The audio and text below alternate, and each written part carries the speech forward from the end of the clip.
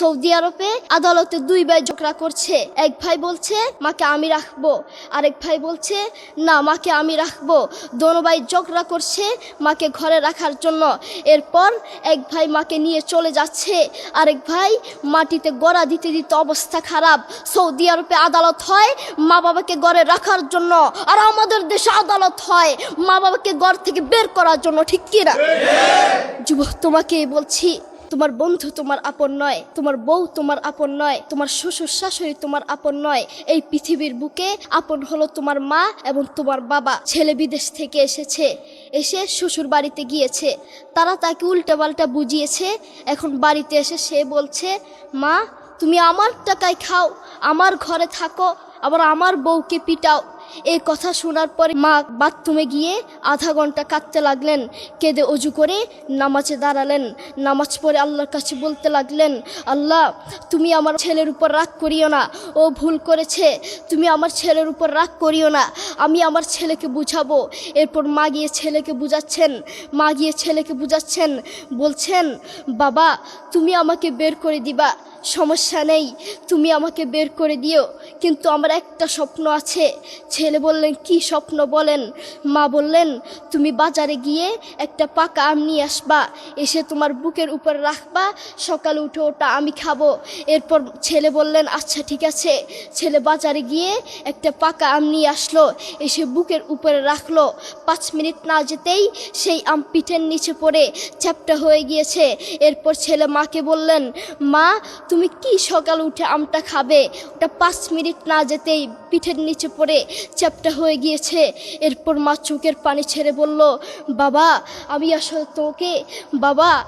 আসলে তোকে খাওয়ার জন্য বলি নাই, আমি আম খাওয়ার জন্য বলি নাই, আমি তোমাকে বুঝার জন্য বলেছি। তুমি আজ একটা রাত এই আমটা রাখতে পারো নাই, আমটা বুকের উপর রাখতে পারো নাই, আর আমি সেই তোমার দুঃখিনী মা যে 1 বছর 2 বছর নয় 3 বছর নয় পাক্কা 5টা বছর এভাবে তোমাকে রেখেছি। আমিও যদি তোমার মতো এভাবে ঘুমাতাম তুমিও তো আমার পিঠের নিচে পড়ে চ্যাপ্টা হয়ে যেতা। এরপর ছেলে চোখের পানি ছেড়ে বলল মা আসলে আমি বুঝতে পারি নাই তুমি কি জিনিস আসলে আমি বুঝতে পারি নাই। করোনা আসার পরে প্রমাণ করে দিয়েছে কে আপন।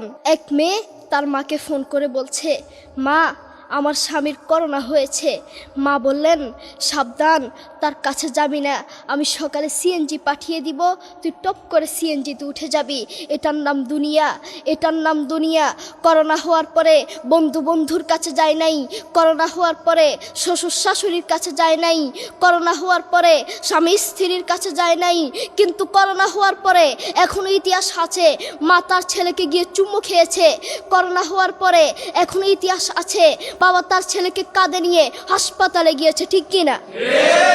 যুবক, তুমি তোমার মাকে তুমি ঘর থেকে বের করছো, তুমি তোমার মাকে বৃদ্ধাশ্রমে পাঠাচ্ছ, তুমি তোমার মাকে হত্যা করছো, তুমি তোমার মাকে জবাই করছো।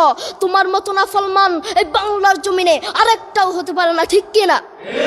যুবক, তোমাকে বলছি, তুমি জানো তোমার মা কি জিনিস? তুমি ছোট ছিলে তো বুঝতা না। যেই মা তোমার জন্য সারাটা জীবন কষ্ট করেছেন, মাথার গাম পায়ে ফেলেছেন, সেই মাকে তুমি ঘর থেকে বের করে দিয়েছ, সেই মাকে তুমি বৃদ্ধাশ্রমে পাঠাচ্ছ। তুমি জানো তোমার মা কি জিনিস? তুমি খোঁজ নিয়ে দেখো, তোমার মা কিছু খেতে লাগলে তোমাকে ছাড়া খেত না, অল্প একটু খেত, আর সব তোমার জন্য রেখে দিত। আর তোমার বাপ হোটেলে গিয়ে শুধু অল্প একটু ডাল ভাত খেত, আর তোমার জন্য সব রেখে দিত। তোমার মার তোমার প্রতি এত মায়া, তোমার বাবার তোমার প্রতি এত মায়া, সেই বাবাকে তুমি ঘর থেকে বের করছো, সেই মাকে তুমি ঘর থেকে বের করছো, বৃদ্ধাশ্রমে পাঠাচ্ছ। তোমাকে আল্লাহর সামনে আসামির কাঠগড়ায় দাঁড়াতে হবে।